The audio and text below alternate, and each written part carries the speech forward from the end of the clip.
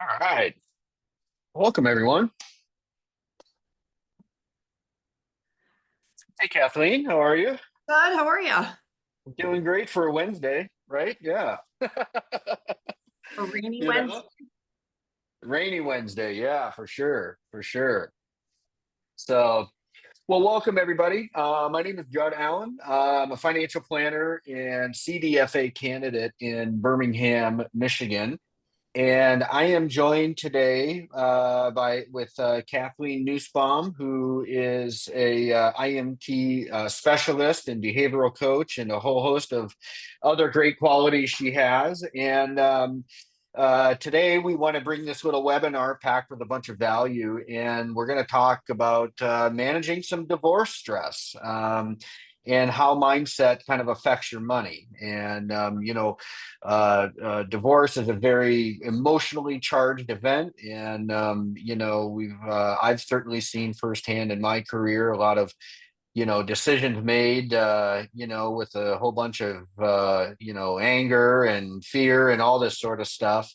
Combined with it, and usually they're decisions that at the end of the day, uh, don't usually work out too well in the end. So I partnered with Kathleen, who is also in the area, and I'm in Birmingham, Michigan. Kathleen is in Bloomfield Hills, right? Kind of official area. Yeah, Bloomfield Hills. So kind of right next door. And yeah, we just kind of got to talking one day, and I asked, "What do you see in your world?" And she asked me what I see in my world, and I said, "I think we can bring some good value to people, and maybe kind of close this gap up a little bit." So, um, but for me, my personal experience, I've been through the gamut of divorce, so I know for a lot of the nuances I certainly didn't know then what I know now, which has led me to pursue my CDFA. And what that stands for, it's an acronym for Certified Divorce Financial Analyst. So I can be the overworked attorney's best friend. I can certainly provide a tremendous amount of clarity to those going through divorce. Unfortunately, often it's too late. People kind of come to me when it's, at the end. So we're here to hopefully change that. So, but Kathleen, I'll let you kind of introduce yourself a little bit, and then yeah, we'll kind of get rolling with some good stuff. Yeah, great. Thanks, Judd. Hi, I'm Kathleen Nusbaum, like Judd said, and I'm a life coach, but I specialize in emotions, to be honest. I am an advanced IEMT practitioner. And what that is it's a way to help people reduce or eliminate negative emotions that are getting in the way of their lives. And so it helps clear up the inner turmoil, especially when people are going through any kind of difficult situation in their lives, divorce being what we're talking about. Sure. So when I use this technique with my clients, it brings them around to clarity, calmness, and confidence Mm, so that they can better manage their lives, manage the problem. And to be honest, essentially what it does is it reduces the intense feelings and severity of how people hmm see the problem.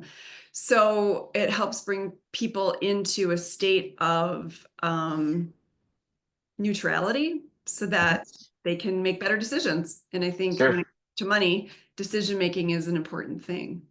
Absolutely. No, absolutely. That's wonderful. And and in divorce, there's always a lot going on. And certainly, money isn't always everything, but it certainly ranks up there with oxygen. And the ups and the downs of divorce, those oxygen levels change. And so this is a thing that has become near and dear to my heart because I've experienced it. And at this point in my career, I started to see it. Clients coming to me, we're getting a divorce. Oh no, I've known you for so long. So not only getting over maybe my own emotional aspect of it, is something that I certainly take into consideration. But yeah, trying to get people off on the right start after a divorce, and with everything going on, that's where I saw I could certainly make a difference and partner with professionals like yourself, Mhm. because we all certainly have a role to play and a tremendous amount of value to bring to those people, because in that time clarity is about all we want, and so a little bit of understanding. So Absolutely. yeah, Totally. so Yeah. yeah, but I guess I got a few questions for you. My first Sure. question would be, you know emotions like, I'm trying to think, divorce, let's fear and guilt or something like that, where would those, in your world, kind of, where do you see those start to impact financial decision making, with somebody going through a divorce or something, something like that, where, I'm sure money comes up as a topic in your office a few times here or there. Absolutely. Absolutely. Yeah. Mhm. Yeah. Fear and guilt are two big things, as well as anger. Sure. Anger. So it tends to get people making really bad decisions because Hmm. in divorce, if we're angry, we want to punish. And Sure. that means it's all focused on the other. It's not focused Hmm. on what's best for ourselves. So we kind of abandon ourselves to do the harm, do the worst to the other person. So that's one way that a big emotion comes up in divorce. And now guilt is the Hmm. other thing. So one side might have maybe stepped out of the marriage, feels bad, and thinks they should give too much in order Hmm. to compensate for maybe the harm that they've done, but it doesn't completely correct the damage that's been done. And it Sure. also gets in the way of making good financial decisions. And guilt gets in the way, guilt and fear. The other one is fear of the future, right? So guilt and fear, Hmm. Sure. they both tend to freeze people. They put the Sure. brakes on. So if I'm in a lot of guilt, I'm going to worry about repeating the past. I'm not going to want to move forward because I don't want to do something horrible again. So I'm going to give all my money away. I'm not going to do the right thing. And I'm going to, so that I can just keep things as they are and nobody's going to be mad at me and I can just, Sure. but that's really not how life works. Well, we always have to move forward. We have to make these decisions, our financial decisions. And when we're holding on to the past, it kind of keeps us stuck from opening our mind to really doing the best thing to go forward. Sure. So guilt keeps us stuck to the past, and fear is about the future. So fear, Hmm. I don't want to go forward. I'm Sure. afraid. I'm Sure. afraid. I don't know how to handle the money. I don't know how to sort it out, distribute it, spend it, you name it, right? I Mm-hmm. don't know how to make more of it. And Hmm. that tends to affect people's decision making by freezing up again. Like, I don't Sure. want to do this. Let somebody else take care of it. Um, Sure. I'm Sure. going to go slow on it. I'm going to go too slow. I'm going to miss opportunities. I'm just going to be wrapped up in all the things that could go wrong, and that keeps people stuck. So those two big emotions, Mm. guilt and fear, I think more than anything, make people stuck. They don't want to make a decision Sure. at all. Sure. And then anger Sure. makes them do the wrong thing, right? They Right.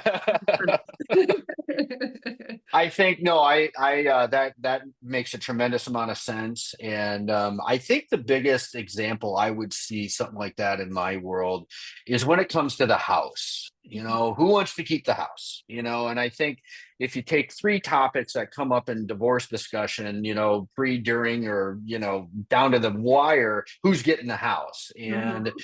I find that in itself, that asset in itself, I mean, I deal with most of the assets in my world, and that asset in itself is the one where we see the most emotional decision making, for the schools, for the kids, for the neighborhood, for this, for that, for the other thing. Totally valid reasons, totally understand why you would want to do that. But when you start to put kind of the numbers on paper, when the financial picture has completely changed, you're right, it's kind of like, ooh, no, we still want to keep the house. And Yeah.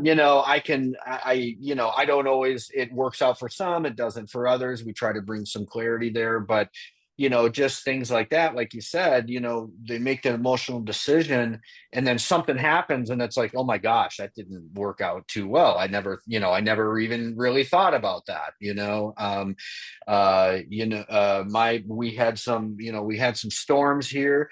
A perfect example being the home. I had a tree fall down in my yard, and the whole nature of it didn't hit anybody's house or any people or anything like that. So no insurance coverage there. That's an out of pocket expense. So we try to really say, hey, this is what could happen in real life, come across these things. And so, yeah, definitely see that in my world, with that, that's always the big one. Who's gonna keep the house? I'd love to hear a little bit about your technique and your strategies that you use to help clients kind of just, you know, calm down a little bit and try to Yeah. gain some of that clarity. Like what are some things that, I don't know if there's specific techniques or anything like that you could kind of elaborate on, but Yeah, aside from doing the eye movement technique, which I can't do right here, but one of the, sure. like, especially when you talked about the house. So people wanting to hang on to the house, sometimes just because there's history, Mm, the kids grew up there, there's all kinds of emotions and feelings around it. So maybe one partner or the other at any cost wants to keep the house and are clearly not thinking logically, mm, if they can afford to keep it, if it's practical, if it's affordable. And so one of the things that I encourage clients to do is to kind of go in the future and see what's it look like after everything's settled, after mm, the money's sorted, after the property is divided, after the kid, all that. What does that look like? Does that look like mm-hmm. it's affordable to you? Does that look like it's something you could do? Sure. Something that it looks like that you want to continue doing all by yourself, because that's Mm-hmm. going to be in a divorce. And I think with so much emotion when it comes to divorce, people don't necessarily think about being single after the fact. Sure. They only get to the divorce part, the Mm-hmm. explosion, the stuff. But okay, so I have them, and it takes a little bit of time. Okay, put yourself there, maybe in 6 months to a year after the divorce, and you're in the home and all these things. There might be a repair, there might be the mortgage. Mm-hmm. How does that feel to you? How do you see that? How do you have a Sure. plan, or what plan did you use to make it all happen? And Mm-hmm. I have worked with people with divorce, and some have said, collapsed. I can't do that. I can't, but I want to keep the Mm-hmm. house. So then they said Sure. he needs to pay more. Well, he can't pay more, right? So there's that whole trying to sort out the emotional part of what could really happen. So, Totally. um, so yeah, one of the techniques, it's the as if frame, right? So as if Mm-hmm. it already was settled, as if it was already done. How Yeah. how did you get there? How did you keep the house? How did you get to this settled place a year down the road? And Mm-hmm. it will sort out a couple of the cobwebs, right? But it'll sort out if somebody like is completely delusional and cannot have this house. If I have them go there, they'll usually have some tears, like, well, I don't know how I'm gonna do it. Okay, but let's pretend. Let's pretend a year from now, and you're looking back. They Yeah. might say, I can't do it. I cannot do it. So then, Mm-hmm. then the logic starts to come in the reasonableness of what's going to happen after the fact. Yeah. Yeah. Yeah, Yeah. and That's great. yeah, and then when people are afraid of what to do next, right? They usually Mhm. are what I call what ifing. It's a pattern that a lot of people have. What if this? What if that? What if this? What if that? Sure. Mm-hmm. And it's always the worst case scenario, of course. So Sure.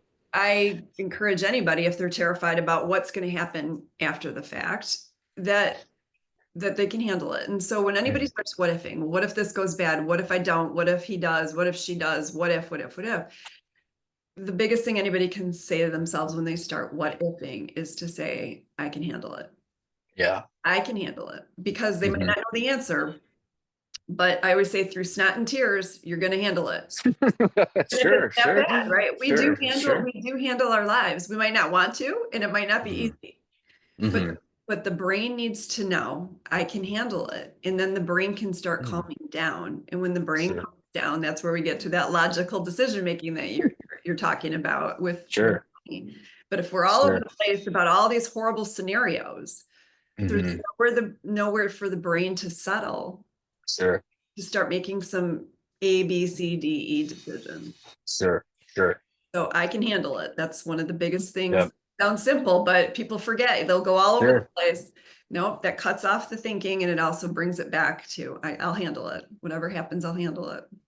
Yeah, it's amazing insight. And the fact of the matter is you don't have to figure it all out in one day either, and but yeah, big reason why I like partnering with other professionals like yourself, especially in the mental health world, because in the 21 years that I've been doing this, I quickly learned about year 10 maybe that finance of all is behavioral.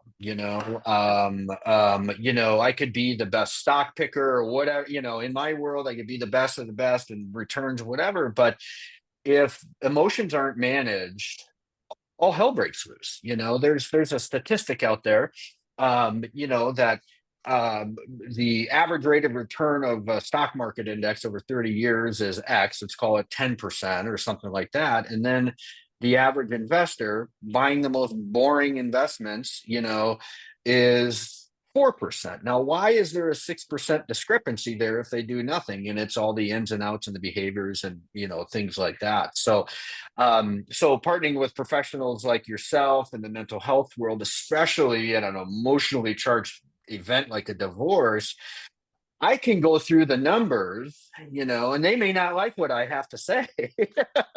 So putting the numbers with the thinking and the behavior, can certainly lead to somebody saying, okay, you're right, I can do this. The numbers are palatable now, things like that. So when my last question would be like, when can you start to kind of recognize like, okay, these are fueled here, we're not really thinking rationally. Like, what are some kind of maybe some telltale signs you can see somebody start to, let the emotions just completely take over the financial decisions, things like Yeah, that. I mean, I think basically you can hear it in somebody's voice for sure, right? Mm-hmm. Demeanor and asking what the outcome is. What's your outcome with this decision? Is it Yeah. does just to punish, so he doesn't have anything, so she doesn't have anything. It's Sure, sure, completely emotion driven. And sure. in when it's emotion driven, there's usually a lot of confusion in it. A lot of, Mm-hmm. well, I just need to do it, or it's not clear, right? Well, a logical decision on money is I want to do this so that I gain that. I know what the outcome is. Mm-hmm. Mm-hmm. Emotional stuff is about the other person usually, or about how I want to avoid something, or I want to. Sure. So the outcome is not about making money, right? Isn't that what Mm-hmm. financial planning is all about? Making money. Making money, yeah, the Right. balanced life, yeah. Right. Yep. So I want to make sure, it's somebody might say, I want to make sure that they don't get it, or I want to make sure that there's no fighting, right? That's emotional. Sure, sure, sure. The Okay. talk is about the relationship more than the talk is about, okay, so if I get this much at the end of it, Mm-hmm. what do I need to do to get there? How do I need to, or maybe somebody could say logically, even if it was a fight, if I have to fight to get this much, what will it gain, right? Or, Sure, sure. so they might even be asking logical questions about getting into the fight so they can get more money because it'll benefit them. But Mm-hmm. questioning is going to be more about the financial stuff versus the relationship around it. And the relationship Sure. around it is definitely going to be about the emotions of it. Absolutely. Yeah, absolutely. That makes a lot of sense. Well, gosh, that's a pretty good broad overview of kind of where you're operating in, this space. I know you've got some questions for me, and I know you got some more appointments this afternoon, but and those on the call too can certainly, everybody's situation being different. I'm sure you got a tremendous amount to share Yeah. too, and Yeah, and it's but different for every divorce is different. I've worked with people who've had spouses pass away and they still sure, with that same, what do I do with my stuff? What do I do with sure, yeah. my money? And the thing is, when it comes to money and fear, money and relationship with it, it's no Mhm. different than people being afraid of anything else. They're Mm, usually not exposed to it, they're not educated on it, and mhm. they are intimidated by it. And Sure. also, one of the most important things is to realize what kind of beliefs somebody grew up in about money. Mhm. So some people's parents say never spend money. Some people's parents were financially irresponsible and always spent money, and they were always struggling to make ends meet. Um, some people were never, and it wasn't even talked about. It was taboo. Sure. And Sure. and so giving people encouragement that it's not going to hurt you, that Hmm. that a little education and a little, and I think that's why financial planners are so amazing, because they can educate in a simple way Hmm. about what to do with it, where it's going to go, how it works, and all that kind of stuff. And Sure. I know I ask over and over again questions that I don't understand so I can make sure I make good decisions. But that way it's not so taboo. We hear the Sure. things, money is the root of all evil. Well, no, it's not. It's Hmm. not. Right. No. Money's amazing, right? We know we can do Sure. more with money than with not. And so when Sure. people start to get comfortable with it, Sure. it tends to be people tend to be less reactionary and more confident and comfortable to be able to have those discussions and Hmm. make good decisions. Sure. Sure. Well, I know when we started talking about this and kind of collaborating about this, emotions and money came up. You had recommended a book, and I will include it in a link with for everybody too, called Happy Money. And it was I read it and it was fantastic, and really, really touched upon that. It's a wonderful, wonderful resource. So I'll include that link, my follow-up emails and stuff like that. So but yeah, that's wonderful. Any questions for me at all? Yeah, yeah. Well, so how do you guide clients into making rational financial decisions if Sure. they're Well, if they have a heightened emotional state? which they do, and in my world too, not only speaking on the topic of divorce, yeah, you're totally right. Not only our emotions are already charged, it doesn't help me if the stock market is going crazy and all that sort of stuff either. So we got usually have a lot to cover, but you made a really good point, and that's where I like to start. And I'll take an example. Probably the best example I can give is when in the household the money was one-sided. The one spouse did all the bill paying, the earning, the contributing to college accounts and all that kind of stuff. And so I like to start there is really kind of get an understanding, what's money mean to you? Is it a means of just keeping the lights on? Is it something that gives, so getting kind of an understanding of what does money mean to you first off, and then I can get sort of a good idea of, okay, how are we going to really approach this? I could get somebody that's very educated in finance and all that sort of stuff. And, maybe that learning curve is a little bit shorter, but a lot of it is, just education first. Like, it's going to be okay. Let's get a good understanding here, and then just start kind of laying out the groundwork. At this point, maybe we have a pretty good idea of what the settlement's going to look like or something like that. But yeah, what to do with it. But it really starts with just getting an understanding of what does this stuff kind of mean to you, Yeah. and kind of put my sort of behavior investment counselor cap on for a second, and getting in there. But so once we get past that, a little part, once we get past that, I really find that things start to really open up for people, and they can exhale a little bit. Yeah. Yeah. Yeah, I bet you didn't realize you'd have to be an emotional type of a counselor when you got into financial planning. No idea. No idea. Like I said, the first 10 years were, I was just, I was being trained and do what I was told to do and what financial planners, do and things like that. And then, yeah, I really started to notice the behavioral aspect of it. Yep. So it started to really click. Yeah, and it's great that you do pay attention to it, because I don't know that Hmm. it does, and I think that it Hmm. help another go through something that difficult and support them a little bit emotionally as well as financially. It's a Sure. huge thing. Yeah. Sure. Sure. All right. So let me think. What else? What financial planning steps um Sure. have that can help relieve anybody's anxiety after they get divorced? Sure. Sure. Well, the first thing is budgeting. I really start there. Let's take the case for the house, for example. Keeping the house.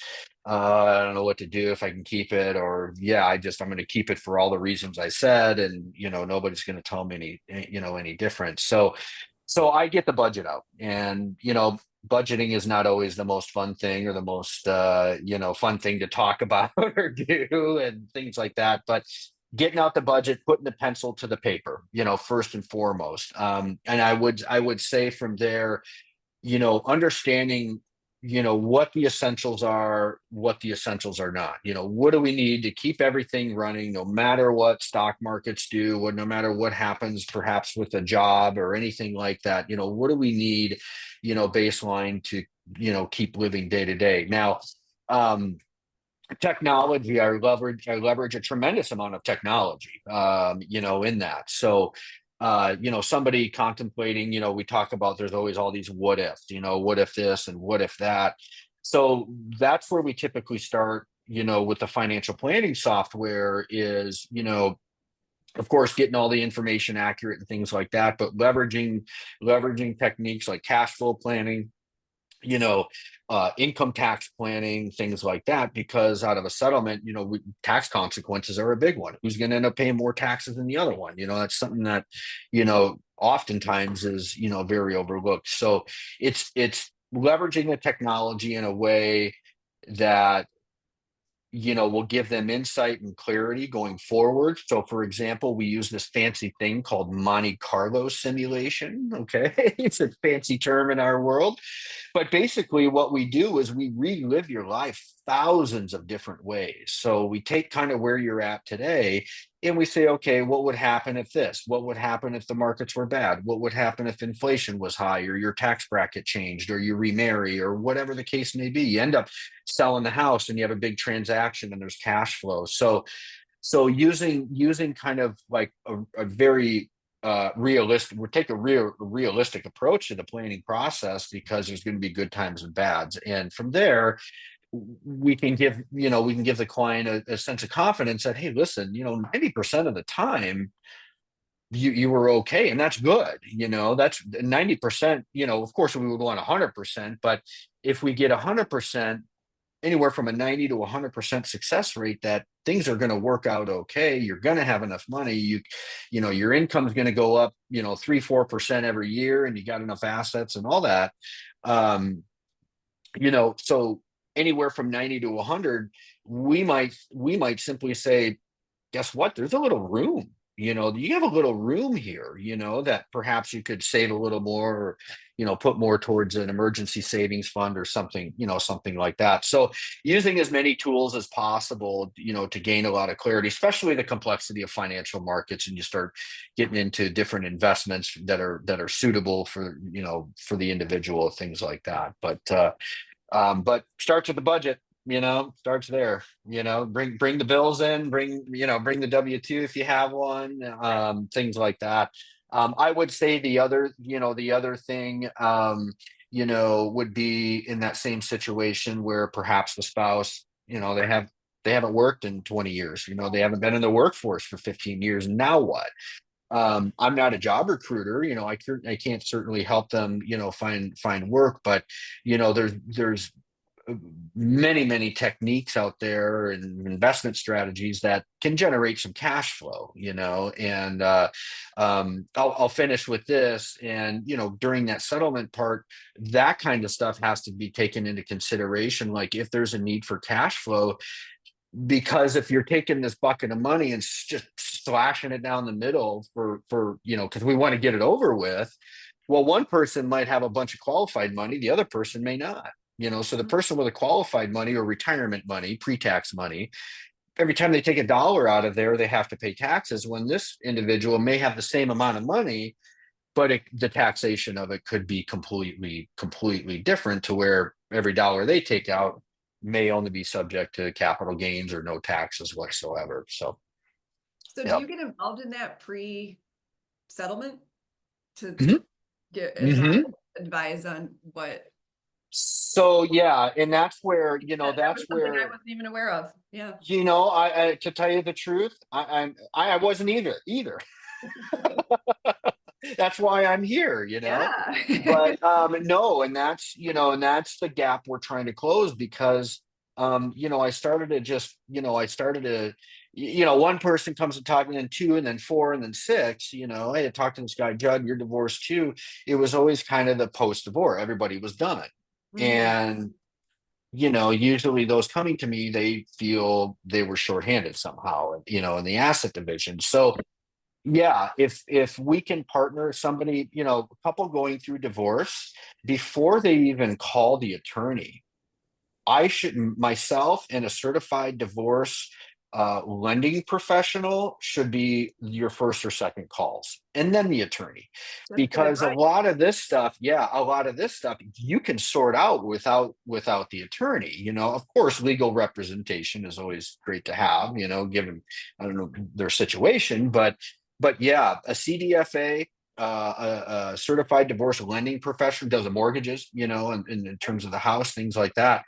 Divorcing couples can get a tremendous amount of work done before they even call the attorney, believe it or not. And because when the attorney is the first call and they go through that gamut, we all have to stay in our lanes. I cannot provide any kind of legal advice whatsoever. I just simply say, hey, here's, if there's a pension involved and things like that, here are two potential scenarios from a taxation standpoint, estate standpoint, income standpoint, a whole bunch of, but we don't determine who should get more, who should get less, or anything like that. That will be the attorney's job. But yeah, the attorney just kind of lays out, you get your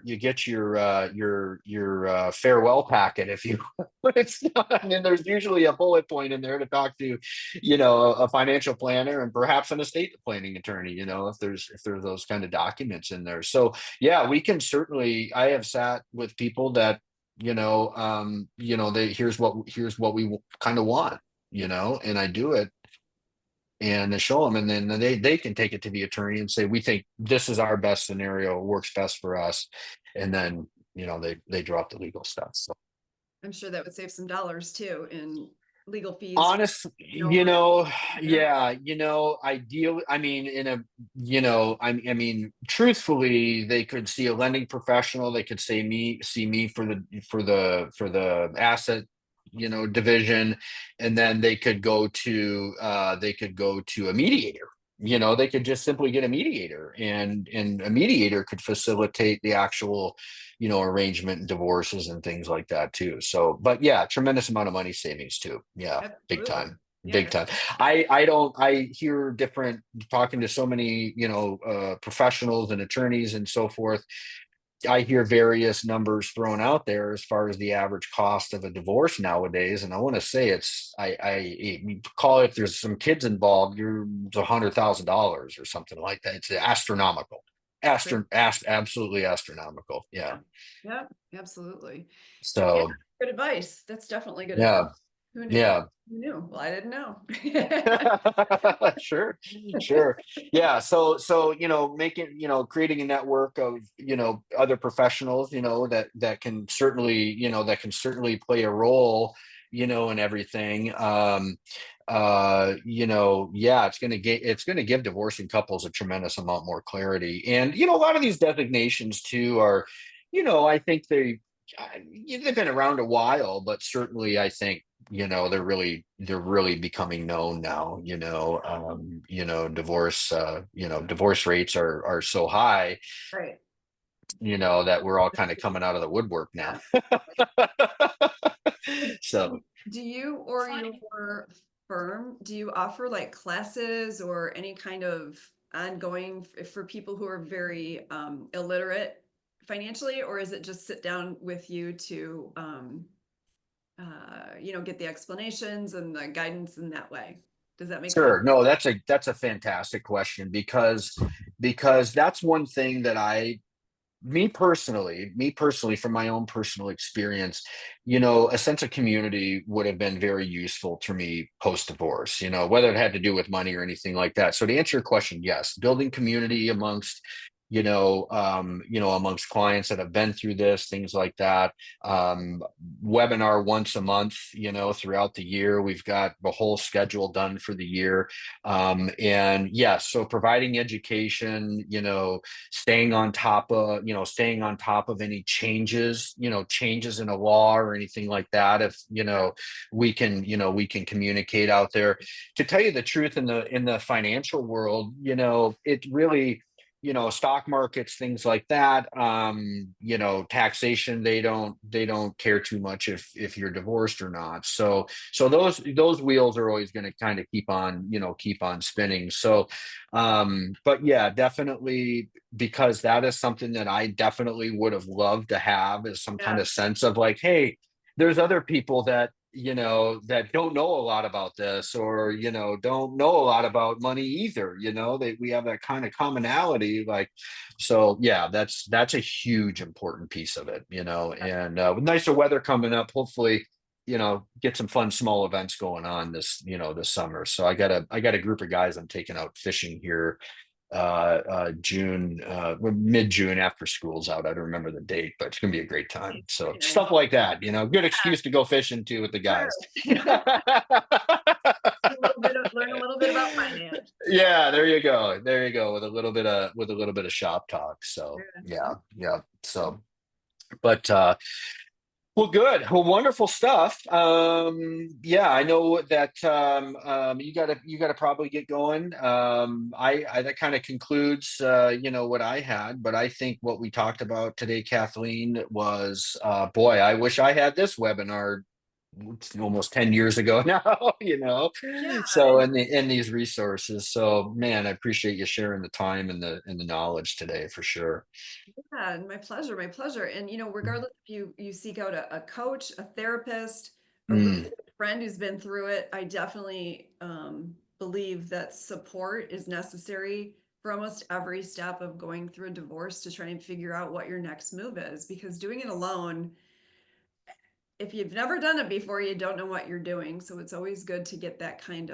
confidence. And so if you can partner with somebody to help you work through your emotions on it too, I think that's even better, so that you come out on the other side already starting the healing process. Yeah, great. Yeah, you're totally right. And you know, thank God there's professionals like you out there, that can kind of partner with me and, help everybody out here and bring a Yeah. tremendous amount of value. So, given the nature of the content today, and, divorce can be certainly a touchy subject. I know there was a period of time I didn't want anybody knowing. We've kept everybody kind of anonymous today. So, I'm going to, I'll send out, everybody will get your contact information. Of course, they'll have mine. So if anybody wants to reach out, personally, yeah, I figured we didn't want to do it on Q&A or anything like that. But so yeah, your information will be there. And encourage, like Kathleen said, anybody that just is,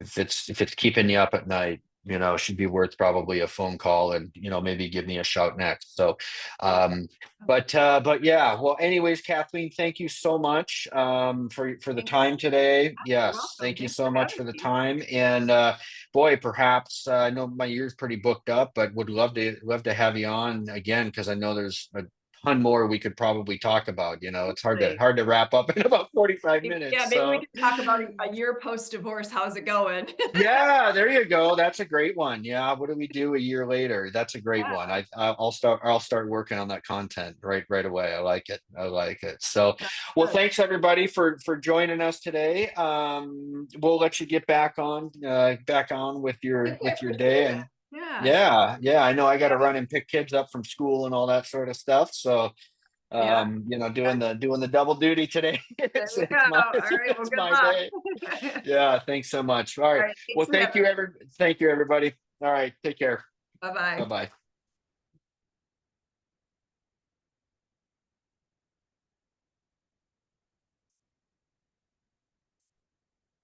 There's one, Kathleen signed off. I have to finish up the webinar today with just one last disclaimer.